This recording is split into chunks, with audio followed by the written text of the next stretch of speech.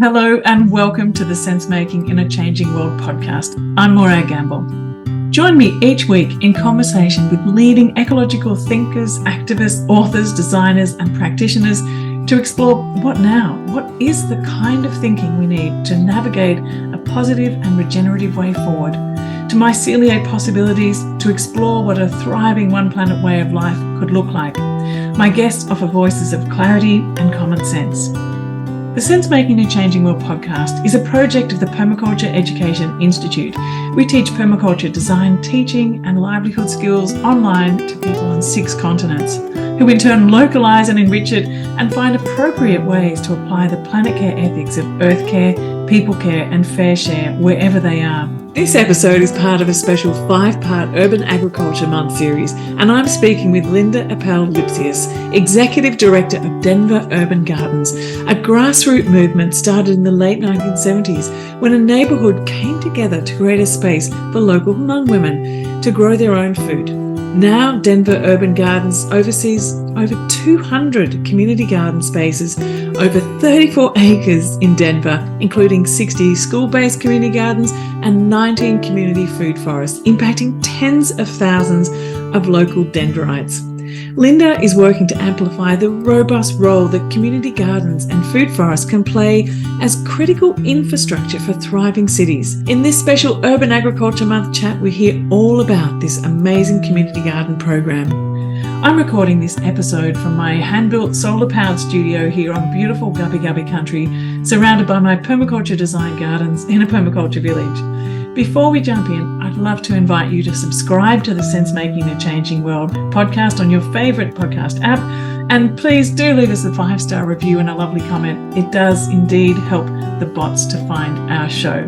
Well, let's now turn to the conversation with Linda Appel Lipsius. Well, thank you so much for joining me on the show today, Linda. It's an absolute pleasure to have you here as part of our special Urban Agriculture series. So welcome to the show. Thank you. Delighted to be here. So I'm seated here at the moment on beautiful Gubbi Gubbi country here in Sunshine Coast of Australia, and I believe you're heading to Australia soon, but where are you now? So I'm in Denver, Colorado, acknowledging the Cheyenne, Ute, and Arapaho tribes. Very much a big part of our gratitude for the work we do. Yeah. We're going to talk about Denver Urban Gardens, Doug, soon, but before we go there, maybe we could just dive into a little bit about what drew you to working so deeply with community gardens and permaculture for the first instance. What led you to be in this space that you're in? I always joke that most of my life is driven by a little bit of serendipity, but I guess serendipity happens for a reason. So I've been at Doug for just exactly 3 years. Before this, I ran my own business. So I had a tea company called Teatulia Organic Teas, and it was a B Corp. And we source our teas from our 3,000 acre regenerative organic tea garden in northern Bangladesh. So for the previous 16 years, I was very much in the regenerative ag space, impact business, B Corp global, which is great. So using business as a force for good. And then, after 16 years and with COVID, I think as a lot of people were ready for a little bit of a pause and it took some time. And then I was asked to join the board of Denver Urban Gardens. And then sort of some things happened and I ended up stepping in as interim part-time ED. And then 3 years later, I'm no longer interim or part-time. And it's been interesting. I may not sort of on the surface seem like there's a through line here, but, I think it's the regenerative ag, the sort of power of growing your own food, connection to the earth, moving from a, national or a global brand to hyper local, being in a role where people are, right outside my door, people are benefiting and impacting and connecting is really special. Regarding permaculture as well. So now I took my PDC in 2018 and that was, I was still at Teatulia and that really, it changed my life. I mean, it was, it was a 6-month course and I call permaculture the lost language of hope. I really felt like I was in this class, I had 2 little kids, I get bored that quick. And yet I was able to sit for every single weekend because I felt like I was relearning I was just sort of this knowledge was waking up in me, and it was so inspiring, and it has, impacted everything I do. And then now in this role, and I'll probably tell you later how we've really very much incorporated permaculture practices and principles into the work we do at Doug. Oh, that's an amazing. I love how you describe permaculture. That's beautiful. And it does feel like that. And it does, I don't know, it touches a lot of people, as I've been speaking to and saying, it touches on something about there's an inner yearning that perhaps we don't know is there until we actually start to face it and think, oh, that's it. That's the missing piece. That's what's helping to make me feel whole and to see the hope and the possibilities in front of us. So thank you for sharing that. Amazing. Absolutely. So you're at Doug, Denver Urban Gardens, and you talked about hyperlocal.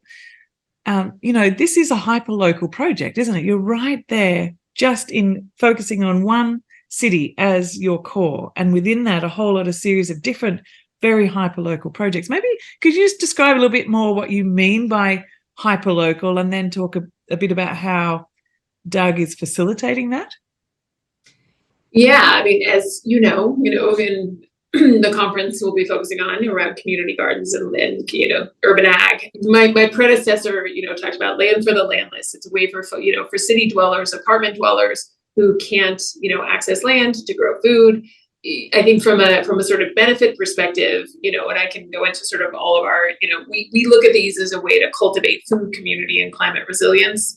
It's a way for people to really, get their hands in the dirt, to have a direct impact, to feel like they're part of something, not to feel like they're part of something, to be part of something, and to get to know your neighbors. I mean, I think, the sort of hyperlocal impacts the food, not only nutrient dense because it's not schlepping from, sort of the other side of the country over here, also tastes good, right? I feel like people don't focus enough on taste. It just tastes good.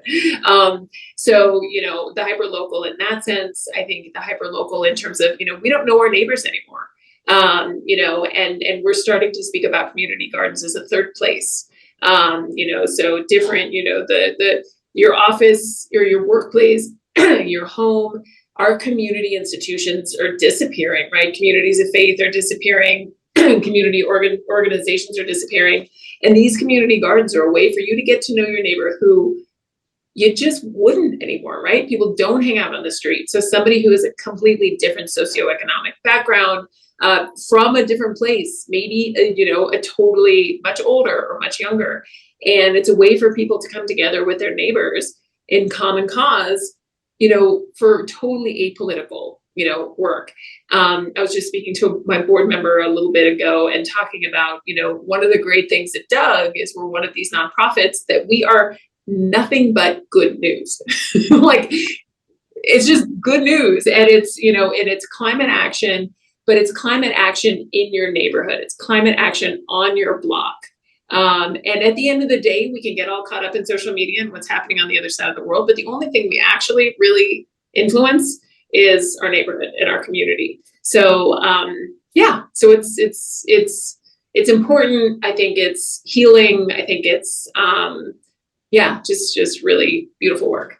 Yeah. And, I loved how you talked about it being, it's apolitical, but at the same time, it is so much about political engagement, like people engaging in place, people engaging in action that is about local and global simultaneously. And so that's a really interesting sort of contradiction in a way, that it's apolitical, but it is totally about people, and bringing about a positive change and shifting the change in policies. Like, I've noticed this here in Australia as well, where community gardens getting started and doing this positive, hopeful, practical action on the ground is actually making political shifts because of the groundswell of movement. And so there's, maybe it's I don't know, what's your experience over there in Denver, how you've noticed this groundswell of action shifting how policy takes place? Yeah. In interesting ways. I think we're seeing, and I'm taking notes. That was a very interesting point. I think here we're, in terms of policy, I think we're starting that conversation. I know in other cities across the country, it is really like it has landed. So like in New York City, they now have an Office of Urban Ag. So they really do, and the community garden organization there is part of the Parks Department. So there's different structures for different community garden orgs. So we're a nonprofit. We're a little extra political, just because an extra meeting outside, just because we sort of can play with everybody. But I do know that there's a lot of movement, in the policy front in other places. I think we're really just trying to lead by example. Like one of the things that's happened that's kind of exciting is that we install community gardens and food forests on public land. So we work with parks, school districts, housing authorities, communities of faith as well. And we're installing a lot of food forests on parks land. And, Denver Parks and Rec doesn't plant food trees, because liability, all the things, all the reasons that, and so the fact that we are able to install, food trees on public land is really exciting. And as they're putting in place their forestry plan going forward, it means maybe they're going to reconsider or look at, ways to, just to add more food to the assortment. I want to ask you about that. So you're talking about Denver having a forestry plan. So is this like a Denver urban forest concept that is being rolled out across the city for climate action, for resilience, for shade? What? Yeah, so the forestry has always been part of parks, so it's not necessarily new, but the increased, it's definitely getting much more prominence now. So the Biden administration, through the Inflation Reduction Act, has, and I can't remember, it's billions of dollars are going towards building the canopy and going towards forestry initiatives. So they just dispersed money, and I think they mostly pick municipalities. So there is just so much extra funding now going towards forestry departments and tree initiatives, and it is stunning. So it's a department of Denver. It has really been focused on shade trees, but we're starting to see, I think, an interest and a curiosity around and acknowledging that food trees aren't, we don't provide the canopy in the same way.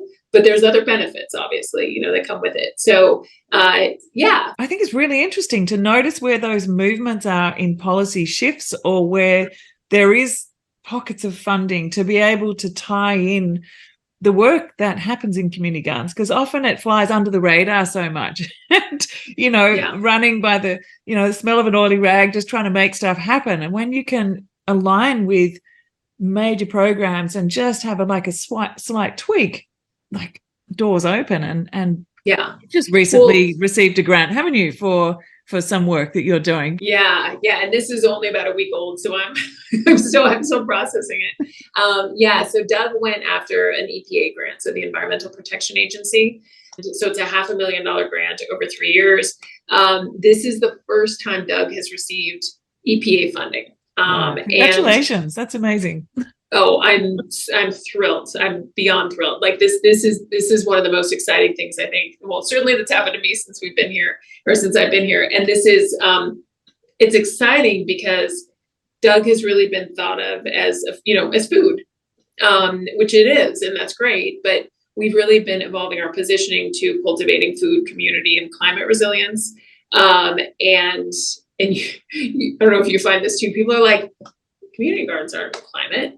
And you're like, okay, yes, they are. We're healing the soil. We're increasing biodiversity. We're increasing the tree canopy. We're, carbon capture, water, like all the things are happening here.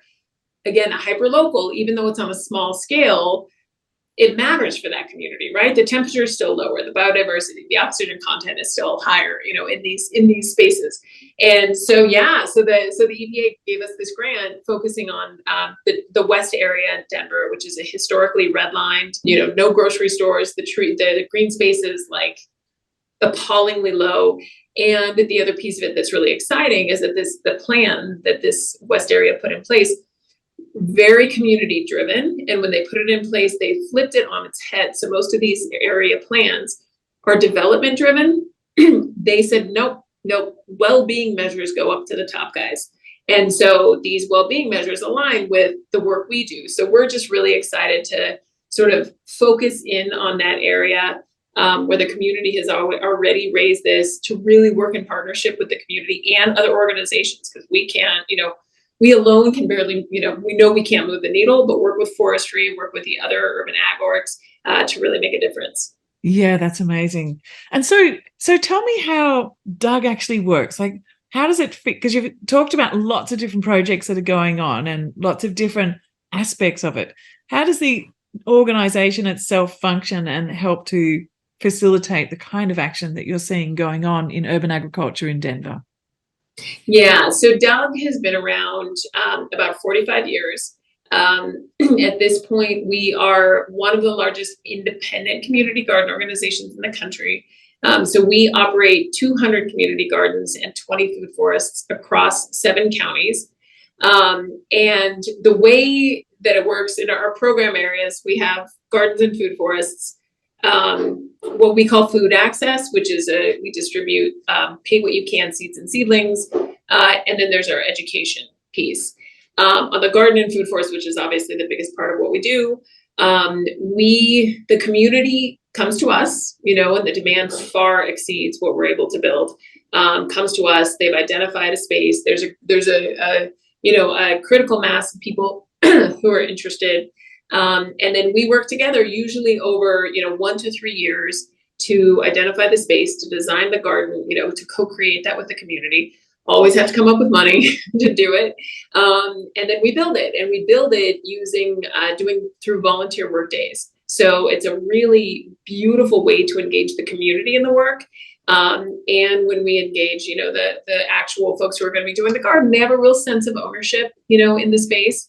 And then once it's up and running, we always say our secret sauce at Doug is the human infrastructure. So we support a network of about 350 volunteer garden leaders who, we support the garden leaders and the garden leaders support the gardens.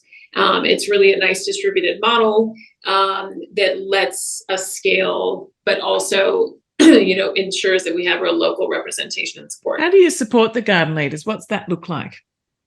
So we have a series of events throughout the year. So we kick it off with a symposium, and then we have training. We have a lot of classes. We have meetups, workshops, learning labs throughout the year. We actually, I think it was 2 years ago, we put in place what we call the Doug Corps. So it's a seasonal workforce that supports the leaders even more on the ground. So, hey, what do you need? What training do you need? How can we support you with new gardeners? How can we support you in doing events, either within the garden or inviting the community in? So that's been a really nice addition. Something that we do, and I'm sure you've seen this, that I don't know, it's always interesting, is we do mediation, right? When the gardeners fight with each other, which they do. We have a process for that. And our goal is really to provide enough of a sort of backbone and infrastructure so that the garden leaders, they're really focusing on building community and growing food. We handle the gardener registration. So if there's 20 gardeners at a garden, we do online plot apps. They come to us. We track them in Salesforce. We collect the plot fees and then distribute them out to the gardens. And that's a huge lift off the shoulders. It's kind of a pain in the butt, we always say, but I think it's really been very important to the sustainability of our network, because that piece is it's just a pain, and especially there's just so many ways that it can go wrong or people can lose track. And so doing all of that back office support is something that I think is incredibly important. Look, it's so amazing. And I can just see how, replicating or adapting that model in so many other places would be just brilliant, because each one of those separate little gardens that are everywhere have to hold that all by themselves as a volunteer group. And it's so much. And also just for the leaders to feel supported and enabled and opportunities for education. That's fantastic. Oh, and just the last thing is that they're part of a group, right? They're part of a bigger whole, which I think is something that's so important too, is that they've got peers to lean on, they've got mentors. Yeah, no, that's great. Absolutely. And I think that learning community and all those things like the learning labs and the symposiums and all that holding of the space to create that learning culture. I think it's fantastic. What I was going to ask you was how does Doug support itself to offer those services across the region?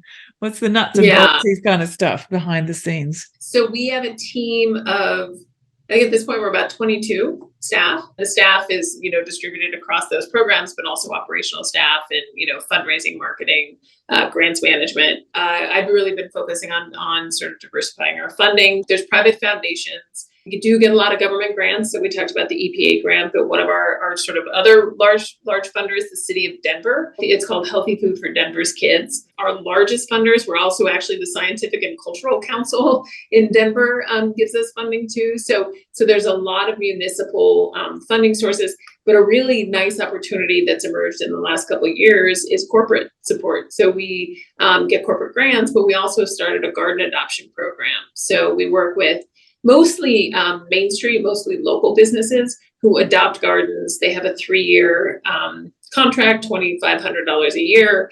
And it's just been a really nice way to sort of, connect the community with the gardens. It gives us, it's a really nice, sort of reliable, repetitive sort of revenue stream as well.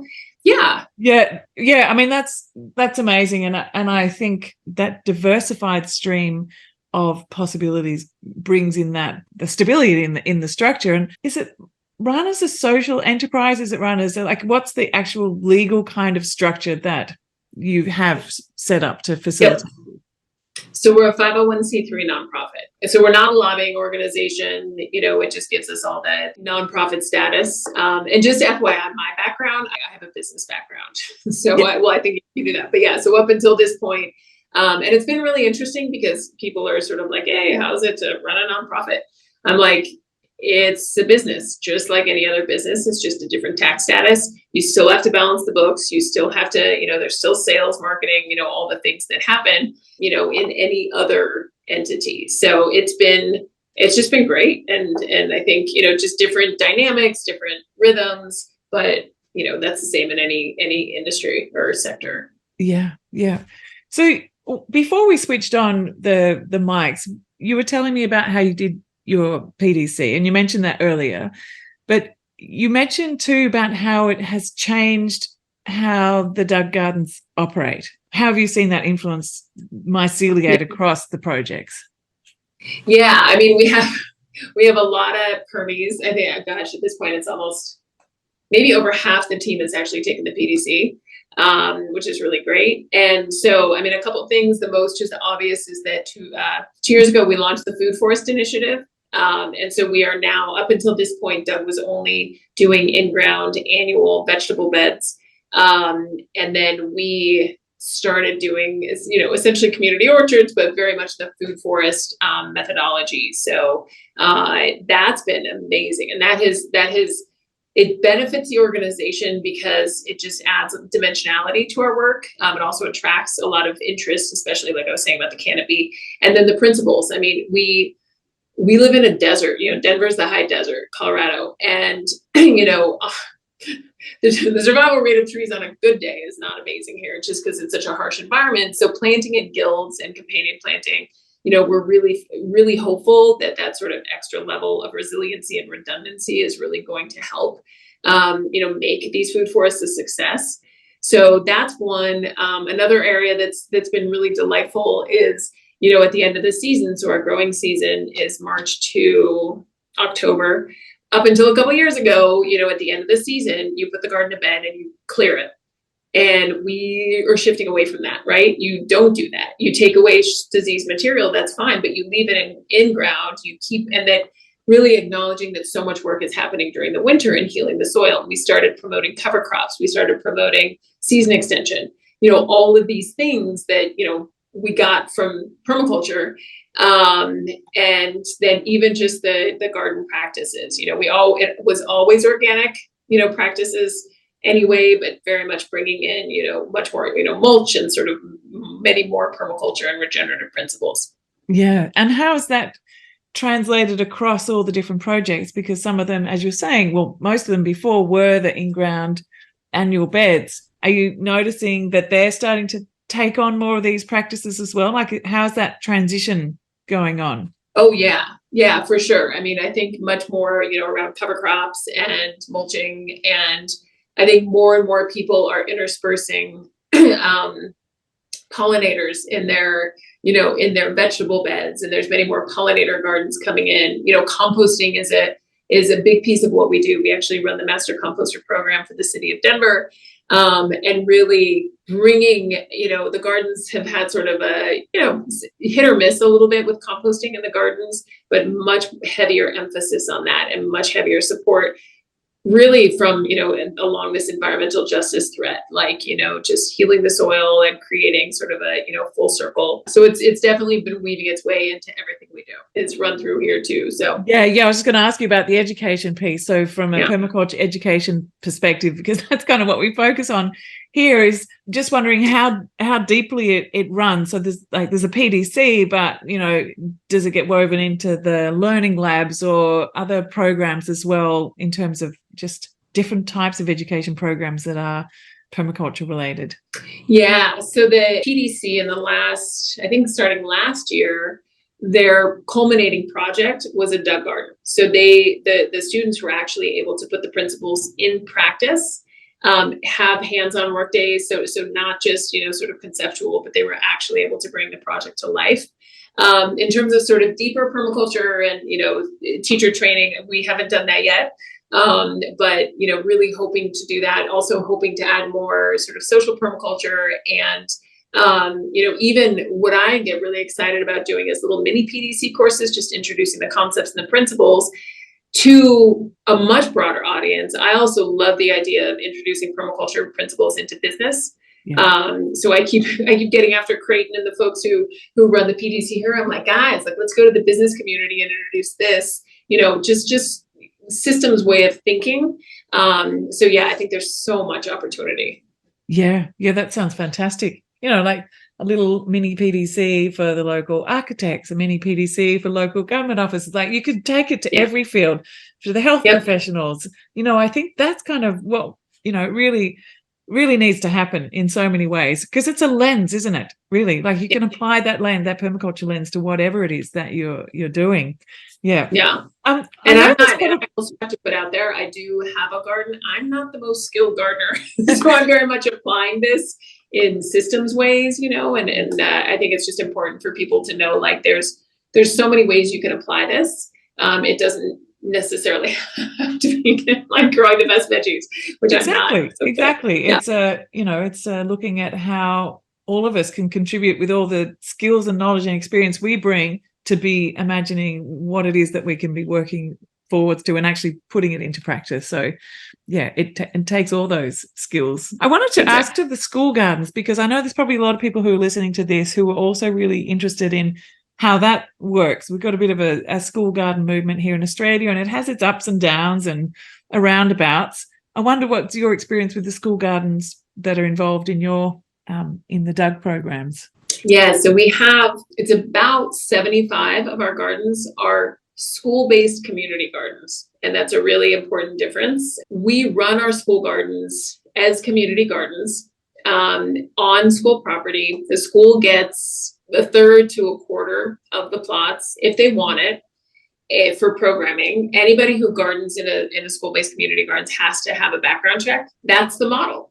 And unfortunately, with COVID, a lot of the school gardens dropped off. And so we're really, the gardens are still there. It's more, let me rephrase that, the school involvement has dropped off. And so we're going to be really doubling down on that next year to reintroduce the schools to the gardens. That being said, we have a handful who are highly engaged, who use the gardens as outdoor classrooms. And one of the really nice things about the school-based community gardens too is it really knits together the community and the school. So in the summer, the community gardeners are caring for the school plots. They really get to know each other in a nice way. A number of the gardens also have a garden and cafeteria program, so they're able to grow for the cafeteria, which is nice. And then another actually really fun fact is the Denver Public Schools, which is our largest school district here, has this youth sustainability group. We actually just honored them at our gala. They're the first in the country that has established this youth climate action, and they installed a sustainability pillar in the public school charter. And actually, the Vice President Kamala Harris was out here a couple months ago to meet with them. I mean, it's really, really so exciting what they've accomplished. And so we're strengthening our partnership with them as well. Yeah, that sounds amazing. I wonder whether there's the community gardens. I love the fact that you're talking about community gardens in the schools, and that's weaving it together rather than it's like school gardens, community gardens over here. I wonder how much the food forest idea, the community orchards, is coming into the schools as well. Is that piece there? Oh yeah, they want them. Yeah, it's really great. We've installed already, of the 20, I think maybe 5 or 6 are on school property. And the really neat thing we were talking about too is most of them are elementary schools. So the kids are able to install and be involved in the food forest when they start. And then when they come back, I mean, it's a legacy project. So it's something that they're going to be part of and that they're going to be able to see grow and take advantage of it, unlike the gardens that are just a little bit different rhythm. So the schools are really, really eager and interested. And the schools here they're one of the biggest landowners in the city. So, and this land isn't being used, right? It's turf and they have to mow it and water it. So we're trying to help them do that or convert. It's amazing.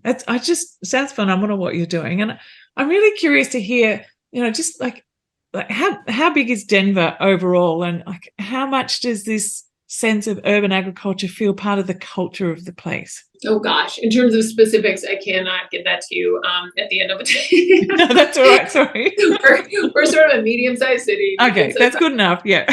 I'm like, I don't know.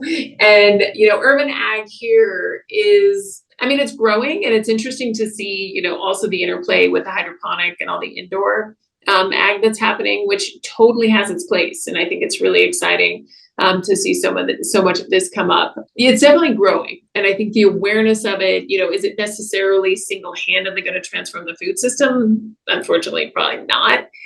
Is it going to make a dent? Is it going to connect people to their food? So where I get really excited about this work, though, is that you're growing, organic, regeneratively grown food for the first time. You taste it, you have the experience. It means then when you go into the food system, you're going to be supporting regenerative producers, right? It's this sort of trickle up effect that this has on the food system.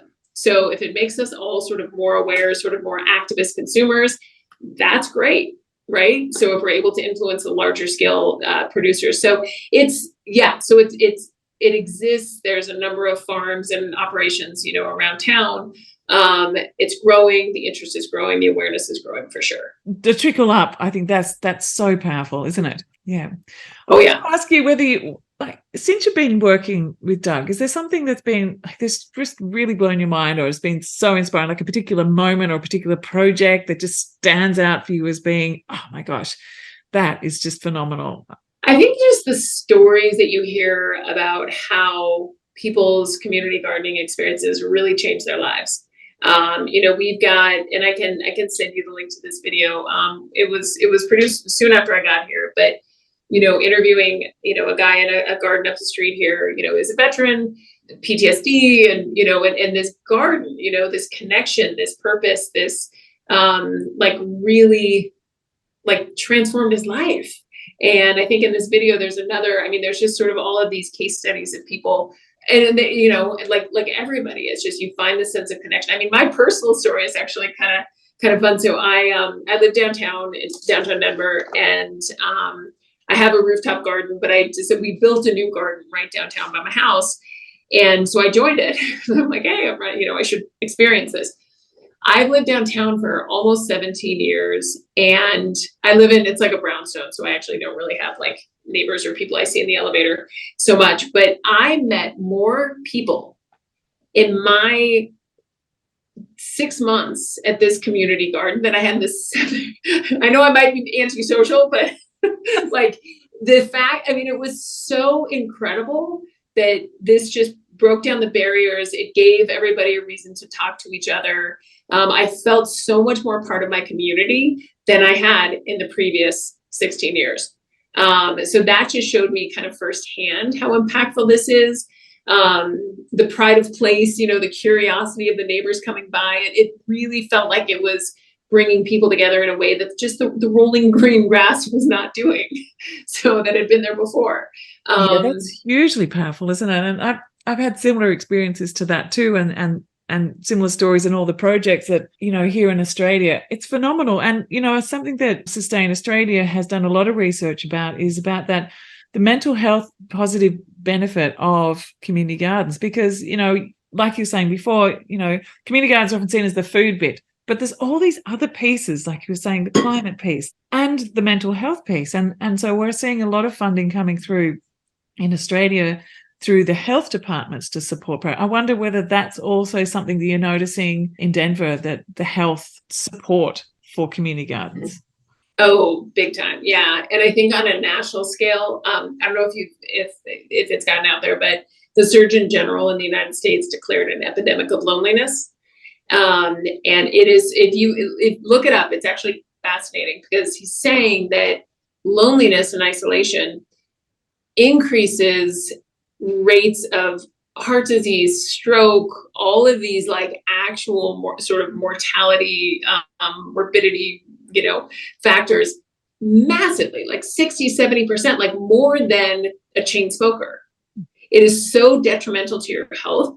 And, he's declaring this epidemic of loneliness. And we actually just published a study in the Lancet medical journal in January. It was a result of a 3-year randomized study that looked at the mental and physical health benefits of community gardening specifically. Yes, increased fiber intake, amazing. That's great. So good. But where it was really exciting was the reduction in depression and anxiety. And I think that's something that is just, bringing your neighborhoods together, getting people off phones. You feel so much better when even if you walk down or water your plants, like you feel so much better. And then there's another thing that we're looking at from this study too, that's just delightful. And you've probably seen some of this, is that yes, your neighbors are depending on you, but your plants are depending on you. And and the sort of every human wants to be needed. Right. And so this sort of mutual dependence that happens in a garden is just, it's so healing and therapeutic, that it's. Yeah. If the Surgeon General has announced this, has it trickled down to actually the medical profession prescribing, go and join your local community garden? I just presented to a group of med students yesterday. We're laughing. So not really. I don't want to disrespect them. No, I don't think so yet. Although, it is starting. These green scripts, these social scripts are starting to come up. I think where community gardening is interesting is that if you give a script to a community garden, it's sustained, it's reliable, it's something that can be habit forming instead of a one-off that you may or may not use. It's starting. Yeah, well, that's a great opening, I think, when you have the Surgeon General saying that, and it gives a possibility for actually accessing maybe some greater level of support. If there's organisations like Doug that can take some of that back-end challenge of running a community garden smoothly, and that there was more community gardens that just get on with community gardening and the social permaculture side of it, and more organisations like Doug that can take and hold the admin side of it, it would actually help to make many more ripple out, I think, because I think one of the things that makes it harder is just getting it started and keeping it going. That takes effort. And I wonder whether you could speak to maybe some of the challenges that some of the groups face. And, are there some that start and fail, or why is that, and how you're able to help them? Because, it happens, doesn't it? Oh, yeah. Yeah. And actually, that is something that it's sort of in its early stages, but we've launched the Urban Garden Project, we call it, which is just that. It's like, how can we support other organizations across the country so that they can, get to a level of, surviving and thriving. The challenge is, so we started these, and actually Naomi, she calls into these calls sometimes, and we have these national calls, these quarterly national calls where people are talking through, I don't like to say challenges. They're talking through their opportunities, and, it's all the way from, land acquisition, protecting, the rights to the land, water, especially with climate change. It's just becoming brutal. Volunteers. How do we all handle volunteers? Obviously funding, it's a never ending. But yeah, I mean, I think there's everyone, and these are some of the more established organizations, but, we met at the ACGA, which is a national conference. I remember this group of gardens. I mean, I think it was like 10 gardens in North Carolina. And they're like, we're really trying to find a way to establish the gardens in more, just higher impact areas, but they couldn't figure out how to do that. Right. And so there's so many different models that I think people may not be aware of.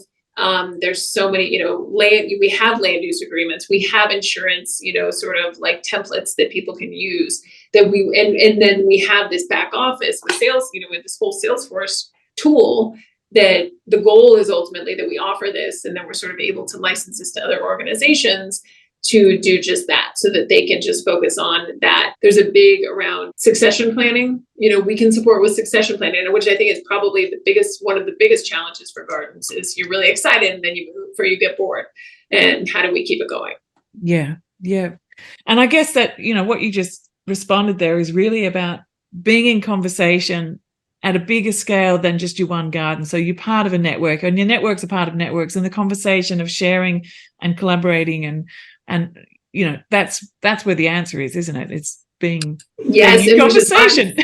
Which is why I'm so excited to come and see you guys. Yeah, so you're about to come to Australia, and you're coming for the Urban Agriculture Forum, and then I believe you've also got a whole tour organised for you. Do you know where you're heading? It's a big adventure down under. Oh my gosh, I'm going to be and if I'm saying I'm wrong, I'm sorry. I'm going to be in Canberra, Brisbane, Melbourne, and Sydney. All pronounced perfectly. Yes. Oh, good. Fantastic. So doing a series of talks, and I've we met Naomi last year when she was here on tour with the Churchill Fellowship, reading her report, and just that's been so inspiring, seeing that global perspective. So I'm so excited to just come to her and come to you guys and see what's happening. Yeah, great. Well, thank you so much for joining me today on the Sense Making the Changing World podcast, and I will see you in Sydney. It's really inspiring. I have to say, it's so uplifting, and I just feel there is so much possibility in this space, and I really would love to encourage so many people to get involved. I mean,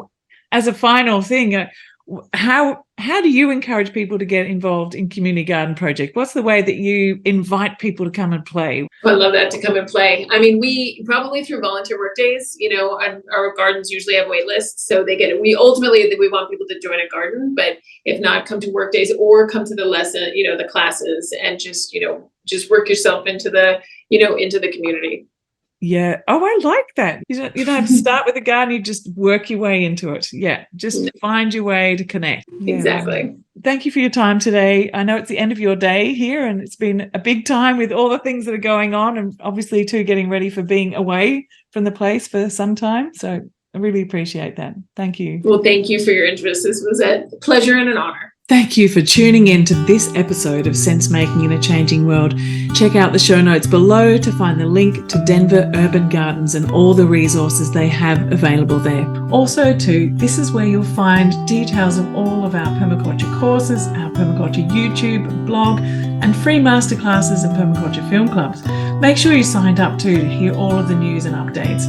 And come and join us at the Permaculture Education Institute to learn practical skills for designing and teaching permaculture and making a good livelihood while living a permaculture-inspired, one planet way of life. Take care, everyone. See you soon.